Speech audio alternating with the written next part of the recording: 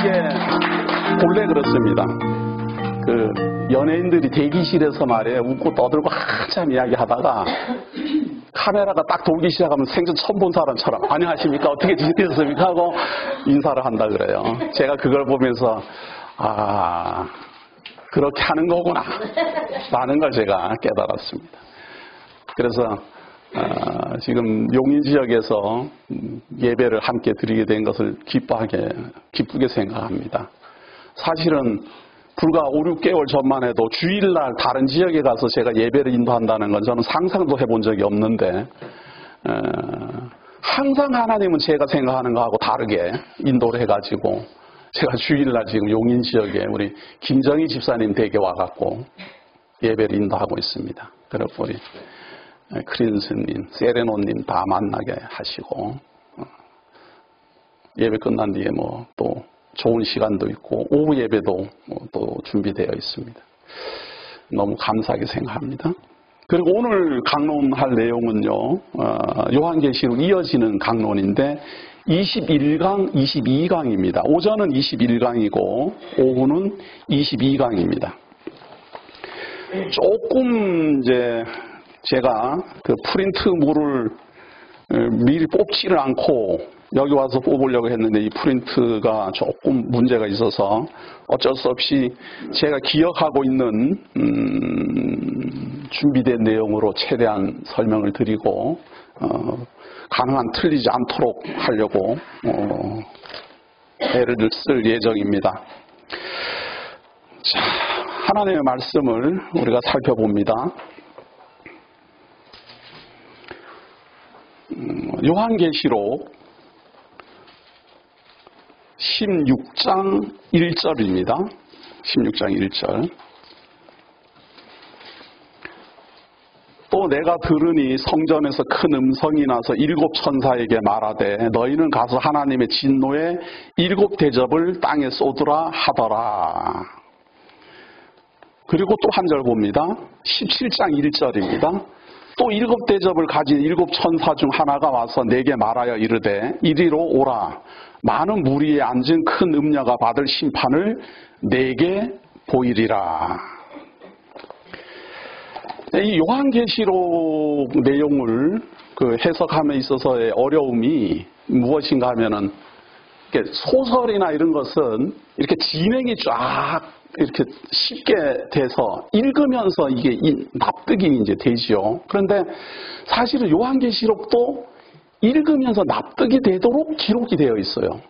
그런데 이런 식으로 이어진다라는 거에 대해서는 사람들이 잘 생각을 못해요. 이 성경도 마치 소설처럼 줄거리를 가지고 이쪽에서 이렇게 지냈습니다. 또 한편 저쪽에서 이런 일이 진행됩니다. 이렇게 성경도 그렇게 기록되어 있다라는 생각을 사람들이 잘 못해요.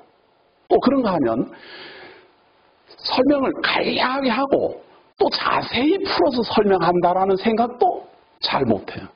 그런데 성경은 굉장히 많이 그렇습니다. 결론 내려버리고 뒤에 설명을 하고 혹은 마치 이 이야기 하다가 저 이야기 하는 것 같지만 사실은 그런 이야기가 아니고 최서방이 어떻게 지냈는데 김서방은 어떻게 하고 있을까 이렇게 전개가 돼요. 그런데 이런 흐름으로 전개되고 있는 이 기록 내용을 성경은 안 그럴 것이라는 생각을 갖고 있어요. 다 사도성경처럼 그랬느니라 이렇게 지킬지어다 사랑해라 이렇게만 인식이 되어 있는 거죠. 교훈처럼. 그런데 교훈집이 아닙니다. 하나님은 우리에게 말을 하는 겁니다. 최서방이 이렇게 살고 있지만 한편 김서방은 이렇게 지내고 있다. 너희들은 이렇게 생각하고 있지만 자세히 살피면 이런 내용이다. 이렇게 말씀을 하시는 거거든요. 그래서 성경도 우리가 얼마든지 이해할 수 있고 쉽도록 기록이 되어 있는데 우리들의 선입견이 그거를 보는 눈을 막아버렸어요. 막아버려갖고 그리고 또 교회를 가면은 맨날 한 구절 읽고는 그냥 다른 이야기 계속 해버리니까 이 성경의 줄거리를 이해를 못한 20강에서 가장 대표적인 게 뭔가 하면요.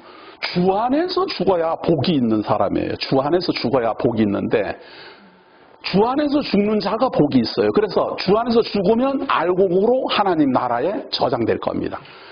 포도송이로 잘 익어서 포도주로 저장될 겁니다. 이게 비유를 들어서 그렇지 우리 하나님의 성도들이 알곡으로 저장되고 포도주로 저장될 겁니다. 그런데 제가 그 강의에서도 말했지만 사람들은 알곡은 추수해가지고 저장된다는 걸 다 알아요. 이해도 잘해요. 그리고 세례 요한이 또 성령으로 우리에게 세례를 주고 그 타작마당을 정하게 하시고 알곡은 거두어 창고에 들이고 쭉정이는 불에 태우시리라. 그걸 다 알아요. 그런데 포도가 저장된다라는 생각은 아무도 안 해요.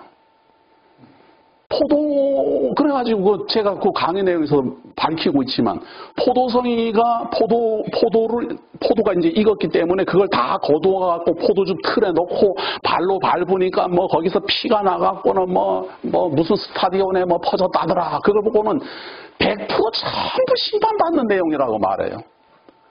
근데 포도는 말이에요. 저장하는 방법이 즙을 내서 저장합니다. 포도송이로 이렇게 달아서 저장하지 않아요. 그리고 안 익은 포도는 저장 안 합니다. 아예.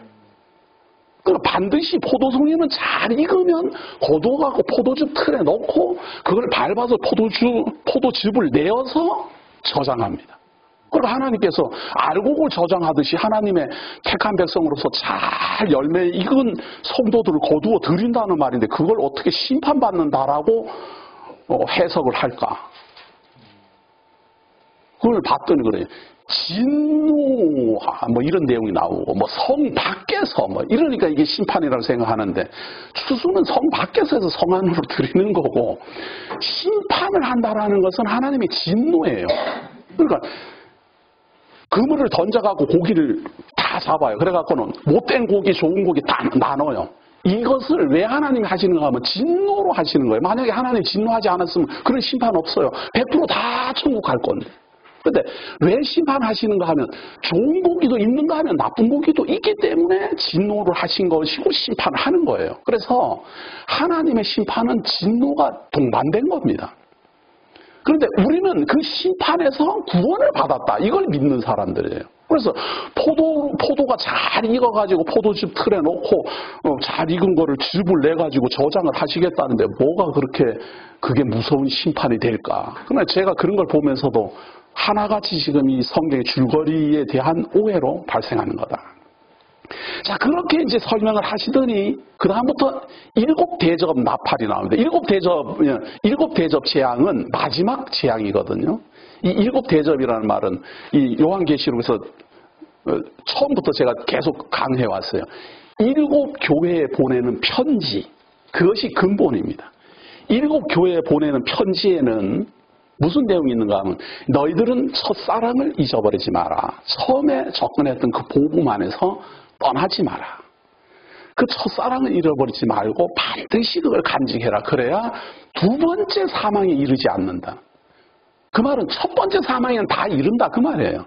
누구나 죽는다 그 말이에요. 우리는 다 죽는데 죽었다가 부활을 한 후에 두 번째 사망이 있어요.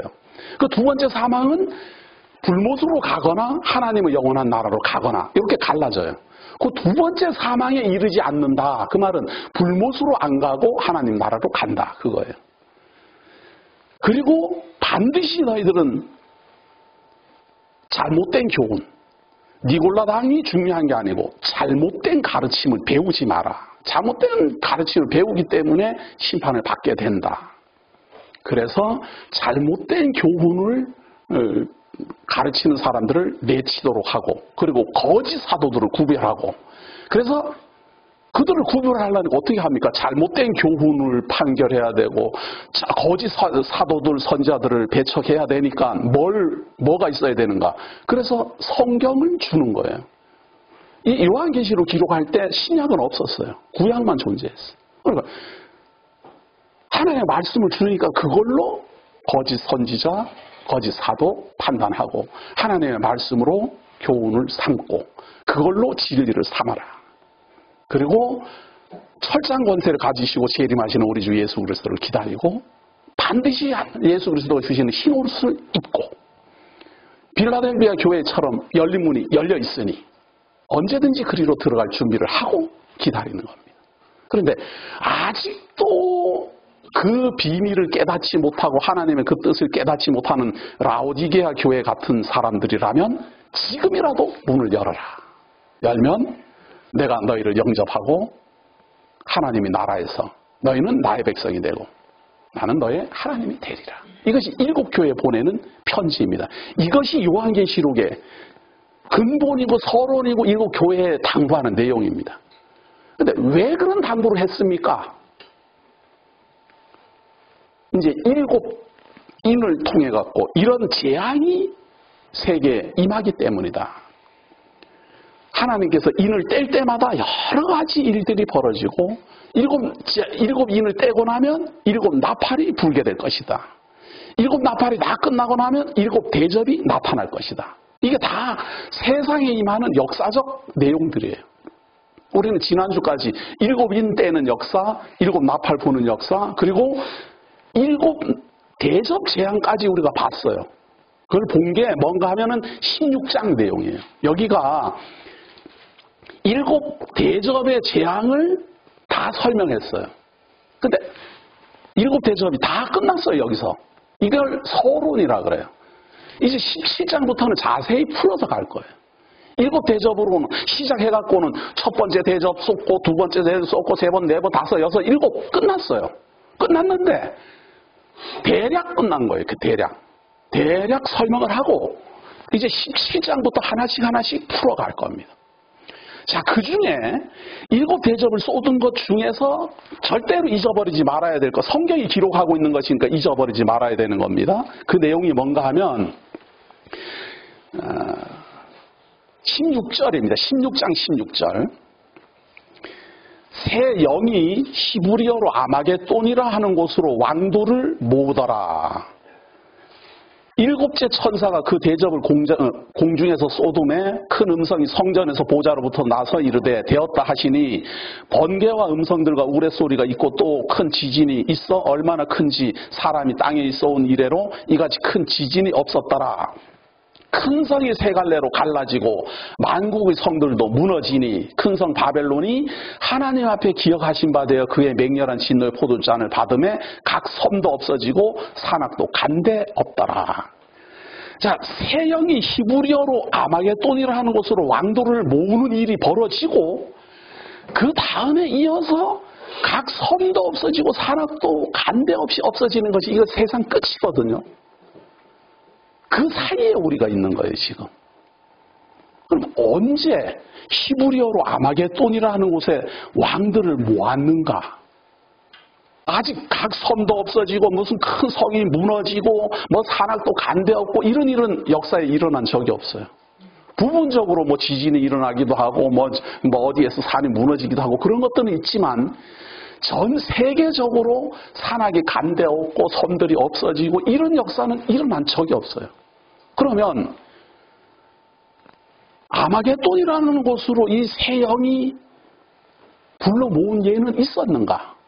그래야지 우리가 기점을 알잖아요. 이게 언제 있었는가를 봐야지 우리가 지금 무슨 30년 전에 가수 전영이 부른 것처럼 어디쯤 가고 있을까를 우리가 알 수가 있다 이 말이죠. 그러니까 끝은 이미 났지만 우리에게는 발생하지 않았어요. 이게 천재지변이거든요. 대천재지변이 반드시 일어난다라고 지금 요한계시록 예언을 했는데 아직은 안 일어났어요. 그러면 그 전에 우리가 지금 존재하고 있어요. 그러면 새 영이 히브리어로 아마겟돈이라 하는 곳으로 왕들을 모으더라 하는 일은 언제 일어났는가? 자, 12절 봅니다. 12절. 16장 12절이에요.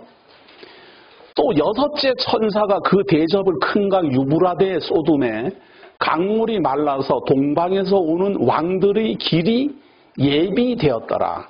이 유브라데 강은 지금에 있는 이라크 지역에 있는 거예요. 그냥 뭐 상상 속에 있는 그런 지역이 아니고 바로 거기에요. 그 지금 이라크 있고 뭐 터키 있고 이쪽 지역이에요. 그 근동에 유브라데 소돔에 강물이 말라서 동방에서 오는 왕들의 길이, 동방에서 이 왕들이 그 길을 따라 유브라데 강으로 들어와요. 그런 일이 있었는가? 있었어요. 어떻게 있었습니까? 11세기에서 13세기까지 말이에요. 십자군 전쟁이라는 게 발생했었어요. 이 십자군 전쟁은 서로마 제국에 있는 군대가 동로마 제국은 터키 지역이에요. 저기 지도를 하나 좀 띄워봐요. 아무거나 그냥 띄워도 돼요. 그 프랑크 왕국. 네. 자, 여기에요. 너무너무 좋습니다. 예, 너무 마음에 들어요. 자, 여기가 지금 서로마 지역이에요. 내가 촌스러워갖고 이걸 해야 되는데, 죄송합니다. 이걸로. 자, 여기가 로마잖아요. 여기가 이제 서로마 지역이에요. 여기서부터 시작해갖고 이 육로로에서 이렇게 진행해 가는 겁니다. 이게 전쟁 가려면. 그리고, 이거 안 가요, 지금. 바뀌어야 되는데. 안 넘어간다고요? 예. 제가 여기 하겠습니다. 또 하나. 한 번 더. 요거. 자, 요걸로, 이게 십자군 전쟁으로 오잖아요. 자, 여기서 이렇게 넘어가서 요 비잔틴을 거쳐가지고, 여기, 콘스탄티노플에서 요쪽으로 가는 거예요. 여기 예루살렘이잖아요. 여기가 십자군 전쟁로거든요. 이게 주요 통로. 근데, 여기서 싸움을 할 때 육로로 이렇게 가는 거예요. 이렇게. 요 비잔틴 제국에서 요 동로로마랑 요 콘스탄티노플에서 합쳐져 가지고 이슬람 지역인 요 셀주크 트루크하고 전쟁을 벌이면서 요 예루살렘까지 진군해 갑니다. 요것이 요 고대로 나온 대로 1099년 예루살렘 왕국을 설립해서 요게 1차 십자군 전쟁이에요. 이때 여기 요 서로마에도 왕이 있었고, 서로마 제국에 왕이 있었고, 요 비잔틴 제국인 여기는 동로마 제국이라 그래요. 비잔틴 제국이라는 말은 그 문명의 이름을 말하는 거. 여기를 동로마 제국이에요. 여기도 왕이 있었어요. 그리고 셀주크 투르크라는 요거는 지금 우리가 알고 있는 이슬람입니다. 이슬람은 왕을 중심으로 모인 곳이 아니고 모하마드라는 선지자가 전한 코란을 중심으로 모인 종교 집단이에요. 여기를 무시하면 안 돼요. 세계 3대 종교 중에 하나이기 때문에 지금 이 사람들 얼마나 무섭습니까, 사실은. 저도 이 강의하면서 속으로는 사실 심장 떨립니다. 이 사람들 제 강론 들을까봐. 그런데 하여튼 중요한 건 이 십자군 전쟁은 서로마 제국의 왕, 그리고 동로마 제국의 왕, 그리고 요 이슬람의 선지자를 중심으로 전쟁이 붙은 거예요. 그게 십자군 전쟁이에요. 그런데 성경은 12절 한번 보세요. 또 여섯째 천사가 그 대접을 큰 강 유브라데 소돔에 강물이 말라서 동방에서 오는 왕들의 길이 예비되었더라. 또 내가 봄에 개구리 같은 새 더러운 영이 용의 입과 짐승의 입과 거짓 선자의 입에서 나오니 그들은 귀신의 영이라 이적을 행하여 온 천하 왕들에게 가서 하나님 곧 전능하신 이의 큰 날에 있을 전쟁을 위하여 그들을 모으더라.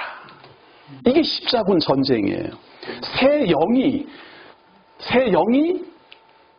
요 서로마에 있는 왕에게 들어가고, 또 한 영은 비잔틴 제국, 요 동로마 제국의 왕에게 들어가고, 또 한 영은 요 셀주크 트루크, 요 무하메드의 거짓 선지자의 입에 들어가고. 우리 이슬람 사람들 기절초풍하겠지만 거짓 선지자라고 이름을 칭하는 사람 아무도 없어요. 성경이 선지자라고 말하지만 거짓이다라고 말을 하는 거죠. 이슬람은 우리에게 거짓 선지자예요. 그러니까 이 이슬람 거짓 선지자하고 동로마 제국하고 그리고 요 서로마 제국의 왕이 전쟁을 벌이는 게 십자군 전쟁이에요. 이 전쟁은 지금 요 1099년 1차 예루살렘 왕국 설립이에요. 1차 외에 1차 외에도 7번이나 원정이 갑니다. 7번이나 전쟁이 벌어지는데요. 그 중에 한 번은 서로마 제국에서 출발한 이 원정군이 비잔틴 제국을 공격한 적도 있어요. 한 번. 그래갖고 세계사에 보면 십자군 원정은 8차례에 걸친 전쟁이다. 이렇게 말하는 역사책도 있고, 어떤 데는 보면은 7번 원정했다. 이러는 데도 있어요. 그 이유가 뭔가 하면, 한 번은 이 이슬람하고 싸워야 되는데 비잔틴을 오히려 공격한 적이 있어요. 근데 왜냐하면은 사실은 약간 안 좋은 관계거든요. 약간 안 좋은 관계니까 비잔틴을 공격한 적이 있어요. 그래서 그거를 십자군 원전에서 뺀 역사책은 7번이라 그러고 그걸 포함시킨 곳은 8번이라 그래요. 근데 이것이 1099년에 지금 1차 예루살렘에서 전쟁이 벌어지는 십자군 전쟁이 벌어졌는데 이 요한계시록은 이거보다 더 1000년 전에 기록했다 이 말이에요. 지금 장차 지금 새 영이 용 입에서 나오고 짐승 입에서 나오고 그래갖고 거짓 선지자 입에서 나온다는 말은 말이잖아요. 말로 설득을 한다 그 말이잖아요. 이 말이 나와갖고 왕들을 설득을 하는 거예요. 무슨 설득을 하는가? 처음에는 말이에요. 요 서로마 제국에서 요 비잔틴 제국으로 이렇게 로마가 갈라졌어요. 갈라지고 났을 때만 해도 요 지중해 전역이 전부 기독교였어요. 여기 전부 다, 여기까지 전부 다 기독교였어요. 그래서 여기가 예루살렘 교구, 여기를 예루살렘 교구, 그리고 여기를 비잔틴 교구, 그리고 여기를 안디옥 교구라 그랬어요. 그리고 여기를 로마 교구, 그리고 여기 이집트, 여기를 알렉산더 교구, 이렇게 5개 교구가 이 로마 제국 하에 있던 교회예요. 교구라 그래. 교회라고 그러는 거예요. 교구. 이 5개 교구가 모하메드가 600년경, 주후 600년경 출현하면서 세력이 급속도로 평창하면서 안디옥 교구, 예루살렘 교구, 그리고 여기 알렉산더 교구 3개를 다 차지해버렸어요. 그리고 남은 게 이 동로마 교구, 그리고 서로마 교구, 이렇게 2개만 딱 남았어요. 그러니까 이게 지금 이 로마 제국에서는 옛날에 자기네들이 차지하고 있던 땅을 회복해야 될 것 아니에요. 회복하자. 이렇게 해서 전쟁이 벌어지고, 이 이슬람인들은 종교에 관한 한 관대하지 않아요. 허용하지 않아요. 오직 알라신 외에는 다른 신은 없다. 이것이 이 사람들의 생각이기 때문에 이쪽 기독교도 이방교회라고 싫어하지만 이슬람도 이방교회라고 싫어해요. 그래서 전쟁이 벌어진 거예요. 그게 십자군 전쟁. 근데 이것을 요한계시록은 지금 1000년 전에 기록을 하고 있다는 거예요. 그런데 그동안에 전쟁도 많을 텐데 왜 하필이면 요것만 기록했을까? 이 십자군 전쟁은 200년 동안 진행됐어요. 200년이면 말이에요. 지금 우리가 살고 있는 이때로 하면은 200년 전이니까 우리는 조선시대잖아요. 조선시대 중반이에요. 한참 양반 쌍놈 따지고 강세창이면 마당새로 마당 쓸고 이런 시절이에요. 이렇게 어마어마한 기간 동안 전쟁만 했다니까요. 세계사에 이렇게 길게 전쟁한 예가 없어요. 그리고 중심지가 뭐였는가 하면 요 예루살렘이었어요. 요 예루살렘 바로 아래 무깃도라고 있어요. 무깃도가 시브리어로는 아마겟돈이에요. 이 지역명이 딱 있어요. 여기 그냥 있어요. 그냥 뭐 어떤 상상 속에 있는 게 아니고 그때 사람들 설명에 최후 전쟁은 뭡니까? 아마겟돈 전쟁이다. 진짜 어떤 놈이 그런 말을 했는지는 모르지만 그게 전부 퍼져갖고 아마겟돈은 장차 일어날 그런 걸로 인식이 돼 있어요. 지금부터 1000년 전에 여기서 있었다는데. 그래서 나는 왜 그게 있었다는 거를 왜 알면서도 저런 말을 할까? 세계사 공부할 때 빵점을 맞았기 때문에 그렇구나. 라고 볼 수밖에 없어요. 보기는 봤는데 뭐 세계사도 모르는데 이게 성경하고 무슨 연관이 있겠어요, 그래. 그러니까 전혀 이제 모르는 거죠.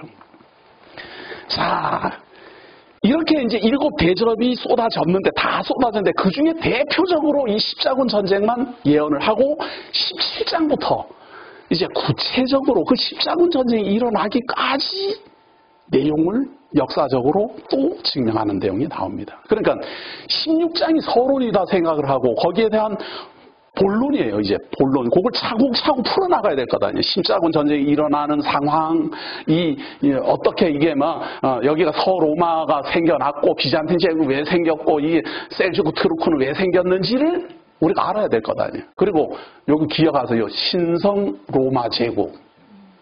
이게 참 오늘 강론의 포인트입니다. 신성 로마 제국은 뭘 말할까? 자, 먼저, 우리, 거기서 넘겨줘야 되네. 아까 이거 배웠는데 이게 안 되네. 여기로 이제 옵니다. 이거 말고 다른 거 한번 봅시다. 이거는 조금 현대. 요걸로 봅시다, 요걸로. 예. 자, 배경은, 우리가 지금 배우고 있는 배경은 요 로마가 중심이에요. 로마가 중심이고, 요 로마가 지중해 전역을 차지하고 있어요. 스페인이 여기입니다. 예. 여기, 지금 우리가 스페인이라 칭하는 여기인데, 이 전역을 로마가 다 차지했어요, 여기까지 다 차지했어요, 이거. 이때가 언젠가 하면 우리 주 예수 그리스도가 이 땅에 출현하신 때입니다. 우리 주 예수 그리스도 출현했을 때 우리가 지난주 강론까지 로마 제국이라는 곳은 공화정 로마가 있고 제정 로마가 있어요. 제정 로마는 예수님이 출현하실 때 아우구스도가 영을 내려 천하로 다 호적하라 하였으니 하는 내용이 있잖아요. 거기에 아우구스도가 로마 제국의 초대 황제입니다. 옥타비아누스라고 칭해지는데 왜 아우구스도라 그런가 하면 신성한 사람, 신성한 사람, 그러니까 신의 아들 이런 말입니다. 그래서 그때 당시에 이 로마 제국의 황제 옥타비아누스는 전 세계의 메시아였어요. 전 세계의 메시아. 그때의 예수 그리스도가 유대 땅 작은 고을 나사렛에서 출생합니다. 그러니까 비교가 안 되죠. 그래서 학자들이 늘 하는 말이 그거예요. 예수 그리스도에 대한 어떤 행적에 대해서 로마가 기록을 안 했다. 로마의 어떤 역사에 기록이 없다는 거예요. 예수님의 어떤 행적에 대해서 로마가 기록 안 했다. 당연한 말을 하고 있어요, 그래. 지금 우리 대한민국의 역사책에 강원도 영월 마차에서 출생한 강세창이 기록하겠어요, 그래? 내가 영상마다 떠들어놨는데도 아무도 그걸 기억을 안 하는데, 그럼 나사렛에서 태어난 예수가 그리고 한 3년 동안 이렇게 활동하다 십자가에 그냥 달려 죽었는데 뭔 로마가 그걸 기록을 하고 자시고 해요. 말도 안 되는 이야기를 하고 있어요. 그런데 왜 그렇게 기록이 안 됐을까? 다니엘서에서 예언하기를 이 4대 제국을 무너뜨리는 돌이잖아요, 돌. 그전에는 금, 은, 동, 철 이건 다 값이 있었어요. 가장 볼품없고 가장 보잘것없는 것이 돌멩이였어요. 이 돌멩이가 이 신상을 쳐서 무너뜨려요. 그래갖고 점점 이 돌이 커져서 온 세계를 정복해요. 그러니까 나사렛에서 출현하는 게 당연한 거예요. 그리고 베들레헴에서 출생하면서 예언된 대로, 그리고 다윗의 자손이라는 걸 증거하기 위해서 거기서 출생했어요. 그때 당시에 역사적으로는 이 전 세계를 로마가 통일했기 때문에 이때를 팍스 로마나라고 해요. 가장 평화로운 시기다. 그거예요. 로마의 평화. 이때로부터 시작해가지고 4세기 이때까지 말이에요. 오현제라 그래갖고 로마 황제들 중에 아주 현명한 황제들이 5명이 계속 출현합니다. 그래갖고 이 대제국을 더욱 부강하게 이끌어갔어요. 그런데 그 부강하게 이끌어가고 있음에도 불구하고 가장 골치 아픈 게 누군가 하면 그리스도 교인들이에요. 먹을 거 잘 제공해줘. 그냥 신분도 보장해줘. 로마는 말이에요. 로마를 중심으로 해서 전 세계, 모든 세계는 로마로 통한다. 이걸 이루기 위해서 도로망도 그냥 건설을 하고 말이죠. 수도 시설을 하고 온갖 문명을 전부 다 실현했어요. 더 중요한 건 이 로마는 태동 시기가 언젠가 하면 주전 700년이에요. 주전 700년이면 유대 나라도 초대왕 다윗이 주전 1000년이에요. 그러니까 유대 나라가 생기고도 300년 후에 로물루스라는 아이가 태어나고 늑대가 키워가지고 이제 전설이에요. 늑대가 먹여가지고는 이 로마라는 나라가 여기 조그만하게 여기서 이렇게 시작이 됐어요. 그래가지고 점점 이제 커지는데 이 로마라는 나라는 모든 세계에서 하지 않던 일을 합니다. 7명의 왕이 출생했어요. 7명의 왕이 딱 출생을 하고 난 다음에 왕이 되고 나니까 너무 권위를 부리고 독재를 하고 재물을 착취하고 백성들을 힘들게 하고 그러니까 이 로마 사람들은 그때 당시에 이걸 알았어요. 독재자가 있으면 이 나라가 평화롭지 못하다. 그래가지고 이 왕들을 두지 않기로 데모를 했어요. 데모. 2500년 전에 데모를 한 나라가 이 로마예요. 우리는 2500년 후에 요즘 하잖아요. 요즘. 우리나라에는 이런 국가를 대상으로 뭐 걸기하고 이러는 거를 지금 우리가 하고 있는 걸 2500년 전에 로마 사람들은 했어요. 근데 이것이 받아들여졌어요. 그러니까 받아들이는 사람들도 대단하고 백성들도 대단해요. 그러니까 원로원이라는 것이 있어요. 이 원로원은 7명의 왕이 출연하면서 그 7명의 왕들 가운데서 왕족들이 다 나올 것 아니에요. 그 왕족들이 귀족이더래요. 그들이 원로원이라는 것을 구성을 해서 그 원로원에서 그 백성들의 요구를 받아들여줬어요. 그런데 여기 원로원에서는 집정관 2명을 세워가지고 나라를 통치하도록 했는데 그 임기를 짧게 했어요. 2년 동안 집정관 일을 하고 또 바꾸고 왜냐하면 오래 하면 해먹는다고.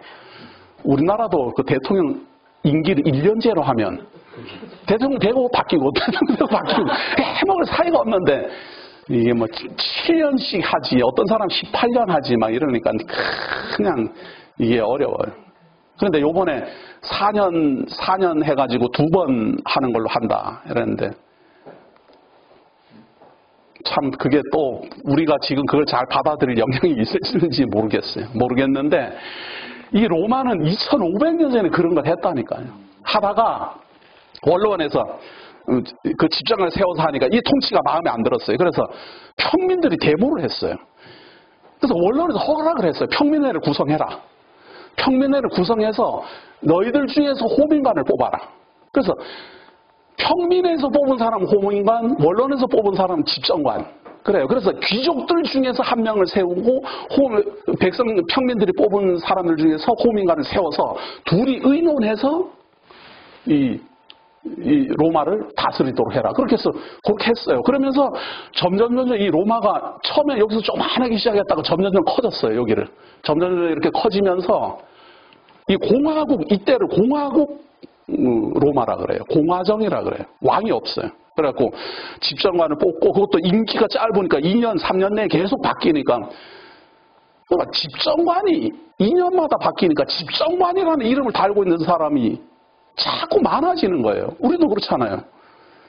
목사 하다가 한 5년 하다가 그만뒀어요. 그 사람 평생 목사라 그럽니다. 어디 가도. 안 하는데도 목회 안 하는데도 목사라 그래요. 그런 것처럼 집정관이 2년 하고 그만뒀어도 계속 집정관이에요. 그러다 보니 집정관도 많아지고 호민관도 많아지고 이런 세력들이 자꾸 이제 형성이 되면서 새 부류가 출현하게 됐어요.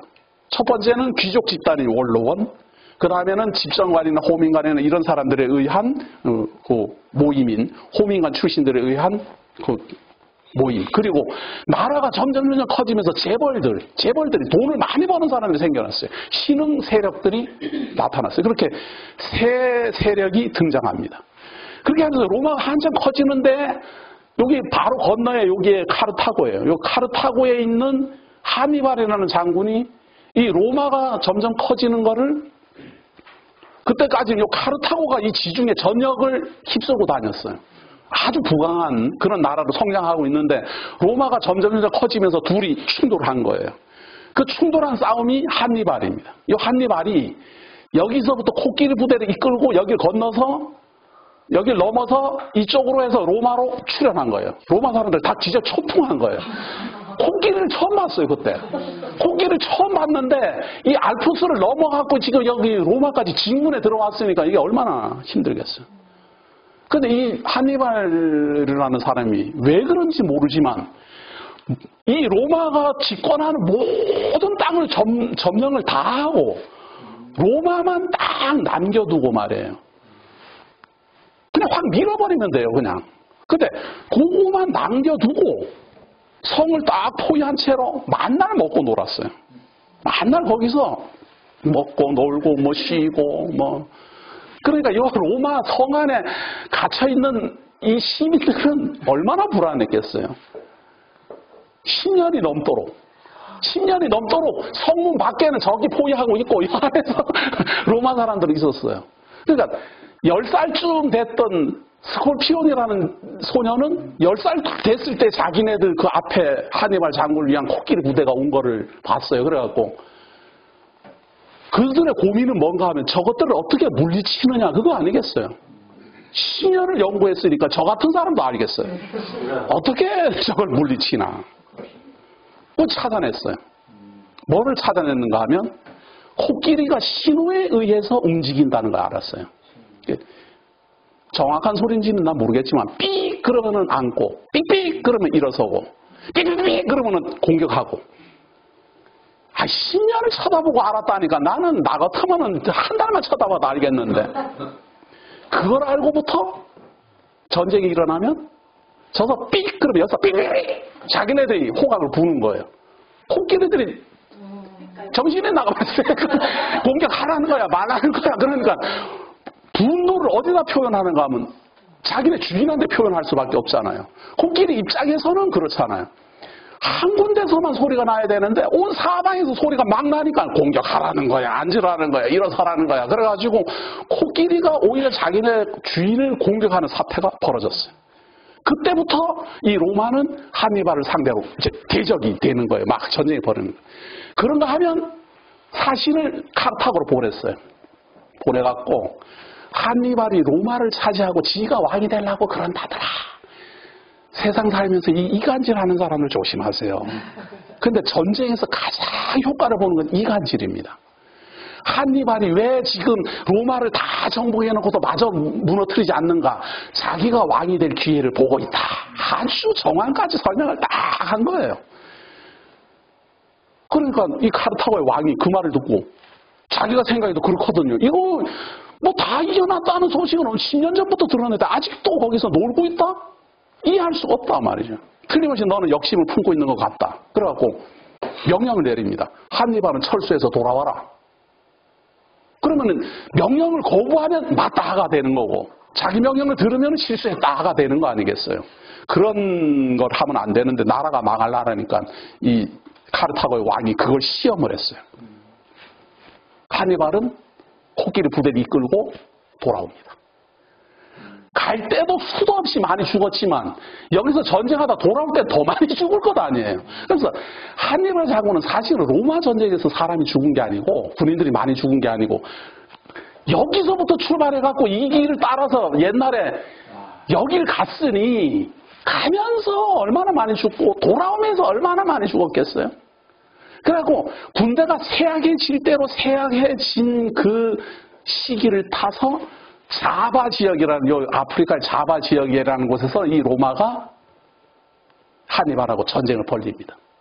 싸우나 많아지요. 이제 쇠약해질 대로 쇠약해졌는데. 그리고 카르타고의 응원도 못 받는데. 그래서 카르타고를 한니발이 무너지니까 카르타고도 완전히 무너졌어요. 얼마나 이 로마 사람들이 카르타고를 두려워했는가 하면 아주 사람이 살 수 없는 지역으로 만들어버렸어요.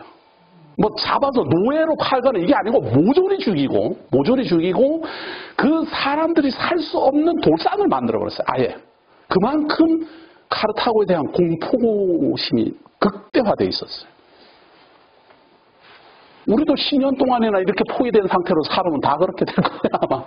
그래갖고 카르타고를 다 물리치고 여기 전 지역을 차지하고 난 다음부터는 이 로마가 이 세계 전체를 다 통치하게 됐어요. 그러다가 삼두 정치 이제 새 파트가 만들어지니까 거기에서 최고 우두머리들끼리 비밀 협정을 했어요. 삼두 정치가 두 번 일어납니다. 한 번은 비밀 협정, 한 번은 공개 협정입니다. 한 번은 우리가 너무 잘 아는 우리가 카이사르하고 폼페이우스하고 누구죠? 크라수스하고 세 명이서 크라수스는 신흥 재벌, 폼페이우스는 원로원의 지원을 받고 그리고 카이사르는 호민관 출신으로서 백성들의 지원을 받았어요. 이때 당시에 이 프랑크 지역을 갈리아라 그랬어요. 여기를 너무너무 이민족이 많고 싸움을 많이 잘하기 때문에 이 로마에서 여기를 침공해 가는 것을 두려워했어요. 그런데 이 원로원에서 카이사르가 전쟁을 잘하고 자꾸 인기가 올라가니까 두려워하고 카이사르를 이쪽으로 이 갈리아 지역으로 보냈어요. 가서 죽으라고. 싸우라고 죽으라고. 그런데 가가지고 여기를 다 정복한 거예요. 이 카이사르가. 그러니까 그것이 두려워가지고 폼페이우스를 통해가지고 이 카이사르가 독재자가 될 것 같다. 이거 어떻게 하냐. 그래 물으니까 로마로 들어오라고 하십시오. 그런데 로마에는 법이 여기 루비콘 강이 있어요. 저는 루비콘 강이라 그러고 강물인 줄 알았더니 도랑이더구만요. 도랑. 말 타고 다닥 이러면 그냥 건너뛰는 그런 게 있어요. 그 루비콘 강이 경계선이에요. 그래갖고 그 루비콘 강을 건널 때는 반드시 무장을 해제하고 군인을 대동하면 안 돼요. 루비콘 강을 군대를 대동하거나 무장을 해서 들어오면 반역이에요. 그게 법으로. 그래서 이 카이사르한테 여기 들어와라. 딱 들어올 때는 비무장으로 들어오는 게 당연한 법이니까. 근데 여기 루비콘 강을 건너면서 카이사르가 자기 군대를 대동하고 여기로 들어갑니다. 그래서 유명한 말을 남기지요. 주사위는 터지셨다. 그러면서 루비콘 강을 건너서 들어갑니다. 그리고 내란이 이제 일어나는 거죠. 근데 여기 들어갈 때 폼페이우스하고 전쟁을 할 줄 아는데 폼페이우스가 얼른 도망갑니다. 배를 타고 이쪽으로 도망가요. 이쪽으로. 그리스 지역으로. 배를 타고 다 도망가요. 카이사르는 끝까지 또 쫓아가죠. 그래가지고 카이사르가 이 로마 전체를 다스리는 독재자로 등극할 무렵 암살을 당합니다.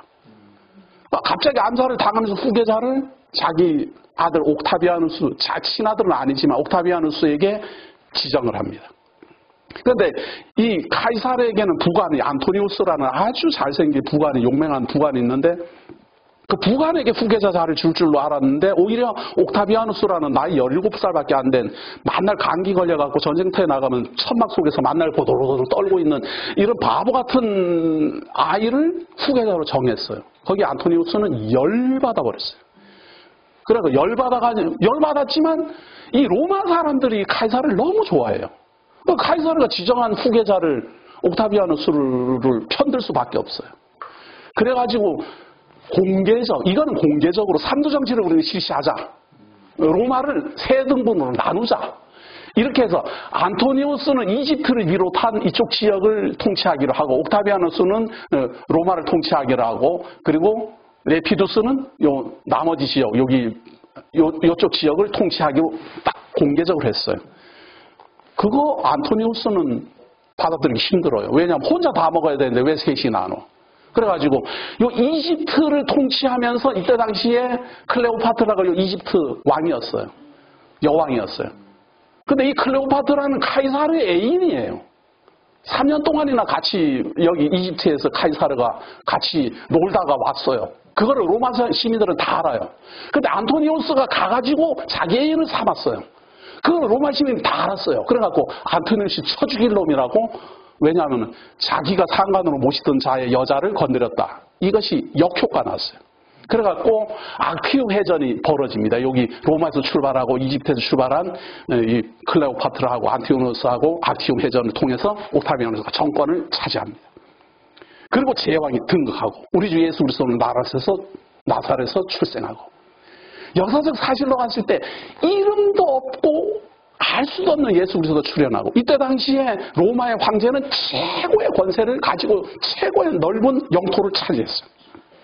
그리고 4세기까지 무려 약 4세기까지 오현제라 그래갖고 로마 제국을 통치를 잘했어요.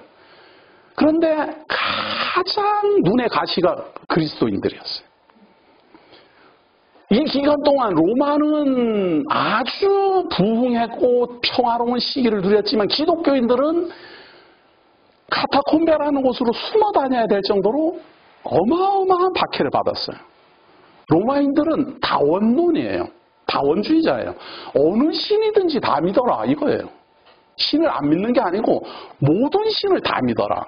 그래서 모든 신을 다 믿는데 그 중에서 옥타비아누스도 신으로 믿을 정도예요. 그래서 제사도 다 지내요. 그런데 그리스도인들만 유일신을 주장하는 거예요. 근데 그리스도인들만 유일신을 주장하는 게 아니고 유대인들도 유일신을 주장해요. 그래서 로마인들이 볼 때는 유대인이나 기독교인이나 구분 없이 박해의 대상이 됐어요. 그래서 로마나 팍스 기간 동안 이 로마가 이 세계를 로마의 지중해 평화기라고 말하는 이 기간 동안 기독교인들은 수도 없이 죽어갔어요. 300년이 넘는 동안 박해를 받았어요. 주 70년에 예루살렘이 무너지고 그리고 전국으로 전 세계로 흩어진 이스라엘 사람들이 전 세계 도처에서 전 세계 도처라고 해봐야 전부 로마 치하에 다 있어요. 그러니까 어디를 가든지 박해를 받았어요. 유대인, 그리스도인. 그렇게 300여 동안이나 누리다가 로마가 시끄러워지기 시작했어요.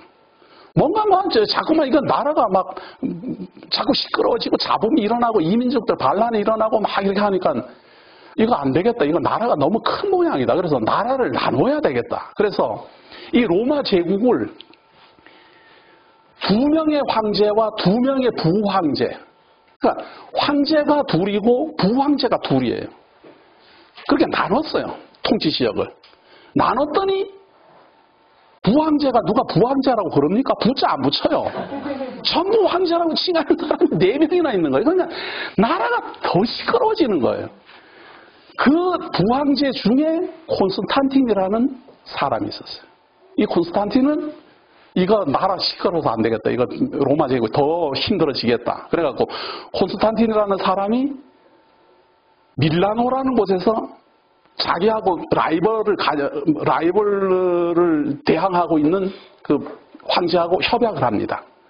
무슨 협약인가 하면 서로 전쟁하지 말자. 자기 통치 지역은 자기만 통치하기로 하자. 대신 나는 기독교를 용인하겠다.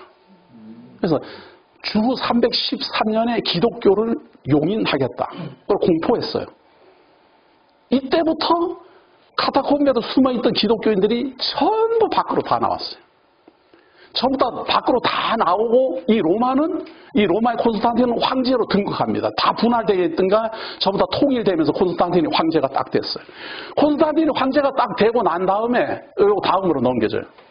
비잔틴 십자군 전쟁. 자, 황제가 딱 되고 나서 제일 처음에 콘스탄틴이 한 일이 뭔가 하면 로마의 수도를 비잔틴으로 천도했어요. 그리고 자기 이름을 따서 콘스탄틴 폴리스. 여기 콘스탄틴 폴리스가 콘스탄틴이 천도해온 제국이에요. 요거를 역사학자들은 동로마 제국이라 그럽니다. 그리고 여기를 서로마 제국이라 그래요. 그러니까 수도는 옮겨갔어도 여기에 남아있는 사람들이 있을 것 아니에요. 그래서 수도는 옮겨갔지만 여기 남아있는 사람들이 있고 요 서로마 제국의 황제를 동로마 제국의 황제가 임명했어요. 너는 서로마 제국은 너 다스려라. 그러니까 알맹이는 다 빠져나가고 껍데기만 남겨놓고 네 통치해라. 근데 그 껍데기 중에 껍데기가 누군가 하면 교회였어요. 그때 당시에 교회. 이제 숨어 지내다가 기독교가 공인이 되니까 바깥으로 다 나왔잖아요. 그래갖고 곳곳에 막 교회가 세워지고 교구가 막 만들어진 거예요. 제가 아까 말씀드린 것처럼 여기에 안디옥 교구, 예루살렘 교구, 여기가 알렉산드리아 교구, 로마 교구, 요 비잔틴 교구 이렇게 5개 교구가 형성이 되면서 막 만들어졌는데 가장 힘을 가지고 있는 요 콘스탄틴이 이쪽으로 옮겨버렸어요. 옮기면서 뭐를 했는가 하면 서로마는 교부라 그랬어요. 그때는 교황이라 안 했어요. 서로마는 교부가 힘이 있는 거예요. 근데 이 동로마는 황제가 교부예요. 황제가 교부. 그러면 겸하는 거예요. 그냥 황제이자 그냥 교황이에요.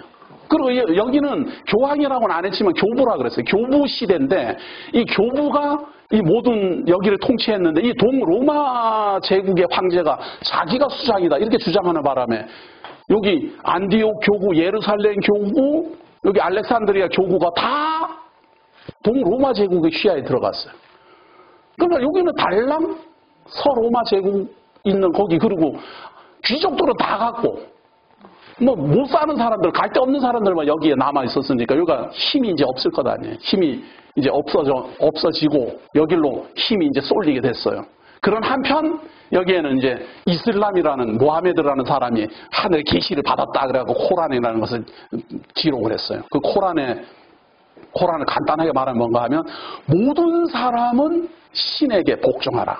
두 번째, 모든 사람은 신 앞에 평등하다. 신분 차이가 없다. 모든 사람은 신의 명령에 복종하라. 모든 사람은 신 앞에 평등하다. 이것이 우리는 너무도 당연한 말이지만 이때 당시에 이쪽 지역에 살고 있는 사람들에게는 하늘의 계시처럼 들렸어요. 우리나라도 말이에요. 우리나라도 개벽이라는 게 있잖아요. 개벽. 우리는 그 개벽이라는 게 일어난 거 우리 그 역사책에서 보면은 뭐 동학혁명이다 이렇게 해서 우리가 참 우습게 알지만 동학이 우리나라에서 그렇게 큰 의미 이렇게 어마어마하게 많이 죽었거든요. 그렇게 죽더라도 그 동학혁명에 왜 농민들이 가담했는가 하면 신분이 차이가 없다. 하늘로부터 부여받은 모든 신분에는 평등하다. 이거가 그때 당시에 모든 우리나라 이 조선 사람들을 다 뒤집어 놓은 거예요. 지금은 길거리 나가서 우리는 하나님 앞에서 다 평등합니다. 그러면 정신병에서 나왔네. 이렇게 된 말이 불과 200년 전에는 사람을 뒤집어 버리는 말이었다. 여기는 오죽하겠어요? 2000년 전인데 2000년 전인데 얼마나 신분이 차이가 많고 얼마나 천민이 막 그 차이가 많은데 말이죠. 근데 이 비잔틴 제국도 신분 차이가 많아요. 노예도 있고 농노도 있고 주민도 있고 무슨 신분 차이가 많아요. 여기도 많고. 그런데 모든 사람은 신 앞에 평등하다. 이것이 이슬람을 확 부흥을 일으켰어요. 일으키면서 바로 이 동로마가 차지하고 있던 여기 안디옥 교구, 예루살렘 교구, 여기 알렉산드리아 교구를 다 정복해버립니다. 다 정복해버리고 힘이 넘쳐나서 이쪽으로 타고 서로마로 들어갑니다. 힘이 넘쳐났어요. 근데 이때 당시에는 이제는 선박이나 배가 말이죠. 배들이 이제는 그 힘을 얻기 때문에 여기로 굳이 갈 필요가 없어요. 그런데 여기까지 갔어요. 여기까지 가고 여기를 이제 공격하기 위해서 이제 가는 거예요. 이슬람은 여기까지 확장했어요. 이슬람은 여기까지 이제 확장을 했는데 여기만 확장을 한 게 아니라 요 서로마 지역에 있는 이쪽으로 이 위에 있는 갈리아 지역에 있는 이민족들이 이때 당시에 여기는 다른 이민족이 있었어요. 전부 다 미신 믿는 이민족들. 이 사람들은 얼마나 잔인했는가 하면 누구랑 전쟁을 하려면 반드시 생포해 와요.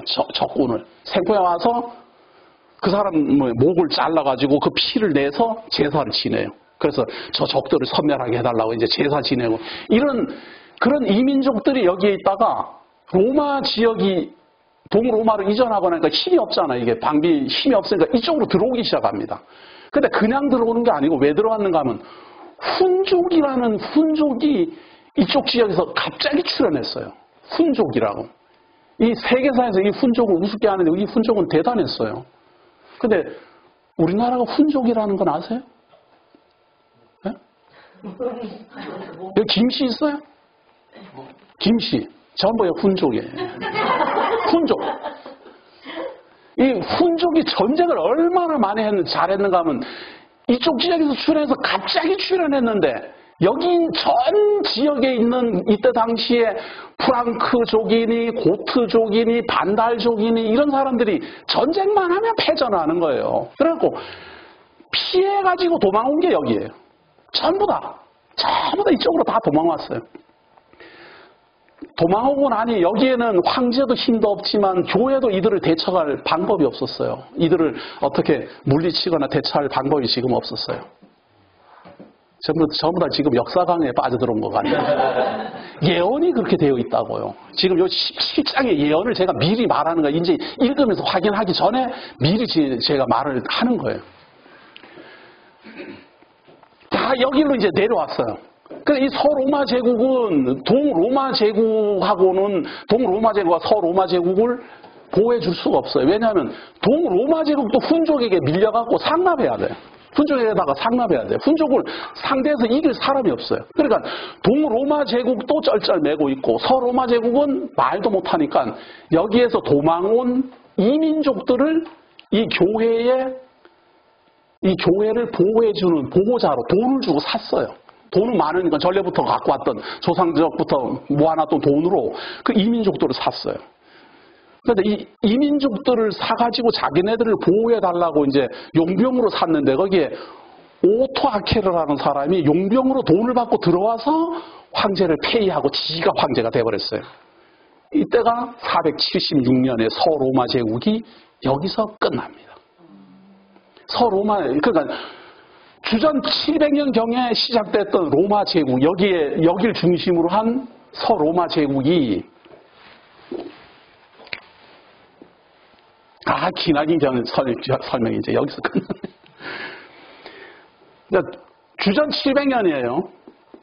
BC 700년에 시작이 된 이 로마 제국이 여기는 공화라면 여기서 제정 로마지만 AD 476년 드디어 오토 아케르라는 이 용병에 의해서 서로마 제국이 무너집니다. 그런데 이 무너지기 이전에 동로마 제국이 천도에 갔죠. 그러니까 동로마 제국은 존속해요. 그리고 서로마 제국만 망한 거예요. 자, 딱 이렇게 망했는데 패망을 했어요. 여기서 끝났어요. 그래갖고 이제 로마 제국 시대는 종집을 찍었어요. 그리고 이방 민족들이 이 땅을 이제 차지를 한 거예요. 차지를 하고, 근데 오토 아케르가 언제적부터 왕이냐 이래갖고 서로 또 자기네들끼리 치고받고 막 싸움을 하고 난리 났잖아요. 그때 가장 힘든 게 뭔가 하면 교부를 비롯한 성직자들이었어요. 많은 사람들이 여기에 남아있거든요. 여기에는 종교의 자유를 누리지만 이민족들이 여기에 들어왔으니까 교회 교인들, 지금 우리가 말하는 가톨릭이 얼마나 힘들었겠어요. 이 교회당마다 지도원마다 약탈을 당하고 너무너무 힘든 거예요. 그러한 상태에 있을 때 요 프랑크족이에요. 요거 프랑스라고 지금 써고 있지만 처음에는 여기를 요거 프랑크 그걸로 넘겨주세요.